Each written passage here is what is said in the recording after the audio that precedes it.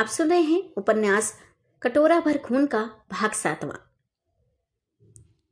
दूसरे दिन शाम को खंडहर के सामने घास की सब्जी पर बैठे हुए बीर सिंह और नाहर सिंह आपस में बातें कर रहे हैं। सूर्य अस्त हो चुका है, सिर्फ उसकी लालिमा आसमान पर फैली हुई है। हवा के झोंके बादल के छोटे छोटे टुकड़ों को आसमान पर उड़ाए लिए जा रहे हैं।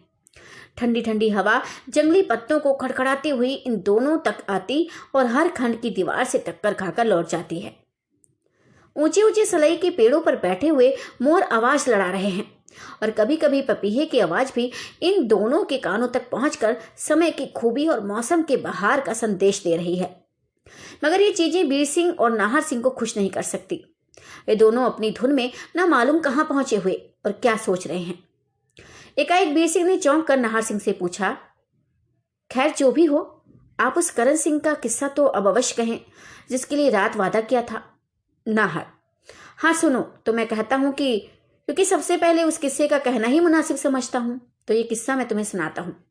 तो सुनो, करण सिंह का किस्सा क्या है। पटने का रहने वाला एक छोटा सा जमींदार जिसका नाम करण सिंह था, थोड़ी सी जमींदारी में खुशी के साथ अपनी जिंदगी बिताता और बाल बच्चों में रहकर सुख भोगता था। उसके 2 लड़के और 1 लड़की थी। हम उस समय का हाल कहते हैं जब उसके बड़े लड़के की उम्र 12 वर्ष की थी। इत्तेफाक से 2 साल की बरसात बहुत खराब बीती और करण सिंह के जमींदारी की पैदावार बिल्कुल ही मारी गई।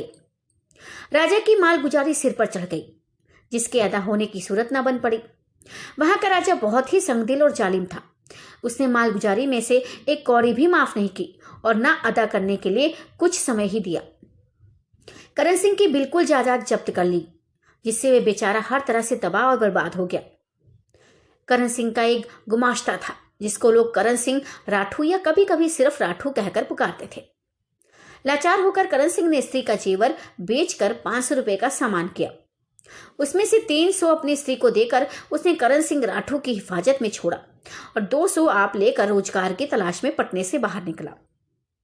उस समय नेपाल की गद्दी पर महाराज नारायण सिंह विराज रहे थे, जिनकी नेकनामी और याया परवरी की धूम देशांतर में फैली हुई थी। करण सिंह ने भी नेपाल ही का रास्ता लिया। थोड़े ही दिन में वहां पहुंचकर वह दरबार में हाजिर हुआ और पूछने पर उसने अपना सच्चा सच्चा हाल राजा से कह सुनाया। राजा को उसके हाल पर तरस आया और उसने करण सिंह को मजबूत, ताकतवर और बहादुर समझकर फौज में भर्ती कर लिया। उन दिनों नेपाल की तराई में 2-3 डाकुओं ने बहुत ही जोर पकड़ रखा था। करण सिंह ने स्वयं उनकी गिरफ्तारी के लिए आज्ञा मांगी, जिससे राजा बहुत ही प्रसन्न हुआ और 200 आदमियों को साथ ले देकर करण सिंह को डाकुओं की गिरफ्तारी के लिए रवाना किया।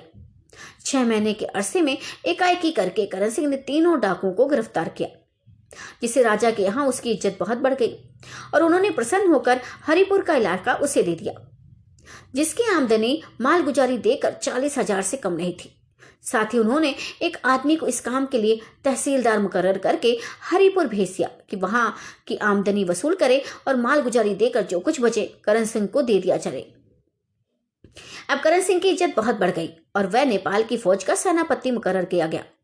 अपने को ऐसे दर्जे पर पहुंचा दे करण सिंह ने पटने से अपनी जोरू और लड़के लड़कियों को करण सिंह राठू के साहित बुलवा लिया और खुशी से दिन बिताने लगा। 2 वर्ष का जमाना गुजर जाने के बाद तिरहुत के राजा ने बड़ी धूमधाम से नेपाल पर चढ़ाई की, जिसका नतीजा ये निकला कि करण सिंह ने बड़ी बहादुरी से लड़कर तिरहुत के राजा को अपनी सरहद के बाहर भगा दिया और उसको ऐसी शिकस्त दी कि उसने नेपाल को कुछ कौड़ी देना मंजूर कर लिया। नेपाल के राजा नारायण सिंह ने प्रसन्न होकर करण सिंह की नौकरी माफ कर दी और पुष्ट के लिए हरिपुर का भारी परगना लाखीराज करण सिंह के नाम लिख दिया और एक परवाना तहसीलदार के नाम इस मजमून का लिख दिया कि वह परगने हरिपुर पर करण सिंह को दखल दे दे और खुद नेपाल लौट आए। नेपाल से रवाने होने के पहले ही करण सिंह की स्त्री ने बुखार की बीमारी से देह त्याग कर दिया। लाचार करण सिंह ने अपने दोनों लड़कों और लड़की तथा करण सिंह राठू को साथ लिए हरिपुर का रास्ता लिया। करण सिंह राठू की नीयत बिगड़ गई। उसने चाहा कि अपने मालिक करण सिंह को मारकर राजा नेपाल के दिए परवाने से अपना काम निकाले और खुद हरिपुर का मालिक बन बैठे। उसको इस बात पर भरोसा था कि उसका नाम भी करण सिंह है, मगर उम्र में वह करण सिंह से 7 वर्ष छोटा था। करण सिंह राठू को अपनी नीयत पूरी करने में 3 मुश्किलें दिखाई पड़ी।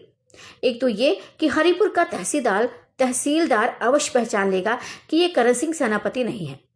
दूसरी ये करण सिंह सेनापति का लड़का जिसकी उम्र 15 वर्ष की हो चुकी थी इस काम में बाधक होगा और नेपाल में खबर कर देगा, जिससे जान बचनी मुश्किल हो जाएगी। तीसरे, खुद करण सिंह की मुस्तैदी से वह और भी कांपता था। जब करण सिंह रास्ते में ही थे तभी खबर पहुंची कि हरिपुर का तहसीलदार आ गया। एक दूत यह खबर लेकर नेपाल जा रहा था, जो रास्ते में करण सिंह सेनापति से मिला। करण सिंह ने राठौर के बहकाने से उसे वहीं रोक लिया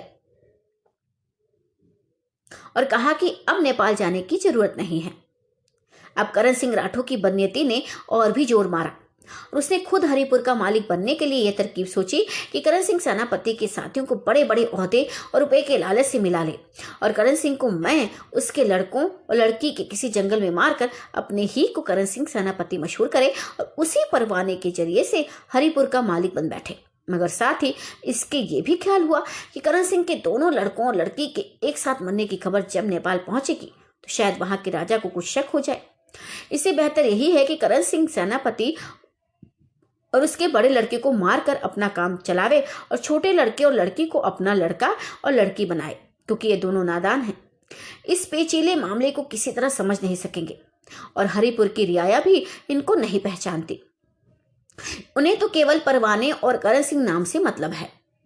आखिर उसने ऐसा ही किया और करण सिंह सेनापति के साथी सहज ही में राठौर के साथ मिल गए। करण सिंह राठौर ने करण सिंह सेनापति को तो जहर देकर मार डाला और उसके बड़े लड़के को एक भयानक जंगल में पहुंचाकर जख्मी करके एक कुएं में डाल देने के बाद हरिपुर की तरफ रवाना हुआ। रास्ते में उसने बहुत दिन लगाए जिसमें करण सिंह सेनापति का छोटा लड़का उससे हिल मिल जाए। हरिपुर में पहुंचकर उसने सहज ही में वहां अपना दखल जमा लिया। करण सिंह सेनापति के लड़के और लड़की को थोड़े दिन तक अपना लड़का और लड़की मशहूर करने के बाद फिर उसने एक दोस्त का लड़का और लड़की मशहूर किया। उसके ऐसा करने से रियाया के दिल में कुछ शक पैदा हुआ, मगर वह कुछ कर ना सकी, क्योंकि करण सिंह साल में 5-6 मरतबे अच्छे तोहफे नेपाल भेजकर वहां के राजा को अपना मेहरबान बनाया जा रहा था। यहां तक कि कुछ दिन बाद नेपाल का राजा, जिसने करण सिंह को हरिपुर की सनद दी थी, परलोक सिधारा और उसका भतीजा गद्दी पर बैठा।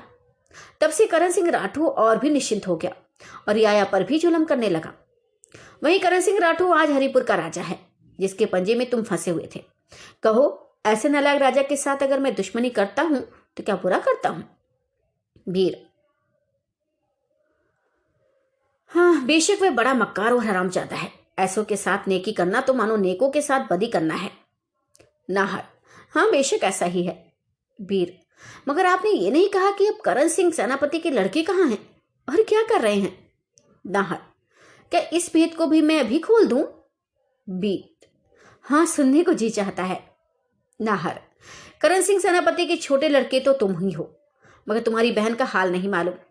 5 साल तक तो वो उसकी खबर मालूम थी, मगर इधर साल भर से ना मालूम है मार डाली गई या कहीं छिपा दी गई। इतना हाल सुनकर बीर सिंह रोने लगा, यहां तक कि उसकी हिचकी बन गई। नाहर सिंह ने बहुत कुछ समझाया और दिलासा दिया। थोड़ी देर बाद बीर सिंह ने अपने को संभाला और फिर बातचीत करने लगा। वीर: मगर कल आपने कहा था कि तुम्हारी उस बहन से मिला देंगे जिसके बदन में सिवाय हड्डी के और कुछ नहीं रह गया। क्या वह मेरी वही बहन है जिसका हाल ऊपर के आप किस्से में सुना आए हैं? नाहर: बेशक वही है। वीर: फिर आप कैसे कहते हैं कि साल भर से उसका पता नहीं है? नाहर: ये इस सबब से कहता हूं कि उसका ठीक पता मुझे मालूम नहीं है। उड़ती सी खबर मिली थी कि वह किले ही के किसी तहखाने में छिपाई गई है और सख्त तकलीफ में पड़ी है। मैं कल किले में जाकर उसी भेद का पता लगाने वाला था, मगर तुम्हारे ऊपर जुल्म होने की खबर पाकर मैं काम ना कर सका और तुम्हारे छुड़ाने के बंदोबस्त में लग गया। वीर: उसका नाम क्या है? नाहर: सुंदरी। वीर: तो आपको उम्मीद है कि उसका पता जल्द लग जाएगा? नाहर: अवश्य। वीर: अच्छा, मुझे एक बात और पूछना है। नाहर: वह क्या? वीर: आप हम लोगों पर इतनी मेहरबानी क्यों कर रहे हैं और हम लोगों के सबब राजा के दुश्मन क्यों बन बैठे हैं? नाहर: खैर, इस भेद को भी छिपाए रहना मुनासिब नहीं है। उठो, मैं तुम्हें अपने गले लगाऊंगा तो कहूं। बीर सिंह को गले लगाकर वह बोला, तुम्हारा बड़ा भाई मैं ही हूं, जिसे राठौर ने जख्मी करके कुएं में डाल दिया था। ईश्वर ने मेरी जान बचाई और एक सौदागर के काफिले को वहां पहुंचाया, जिसने मुझे कुएं से निकाला। असल में मेरा नाम विजय सिंह है। राजा से बदला लेने के लिए इस ढंग से रहता हूं। मैं डाकू नहीं हूं और सिवाय राजा के किसी को दुख नहीं देता। केवल उसी की दौलत लूट कर अपना गुजारा करना चाहता हूं। वीर सिंह को भाई के मिलने की खुशी हद से ज्यादा हुई और घड़ी घड़ी उठकर कई दफे उन्हें गले लगाया। थोड़ी देर और बातचीत करने के बाद वे दोनों उठकर खंडहर में चले गए और अब क्या करना चाहिए ये सोचने लगे।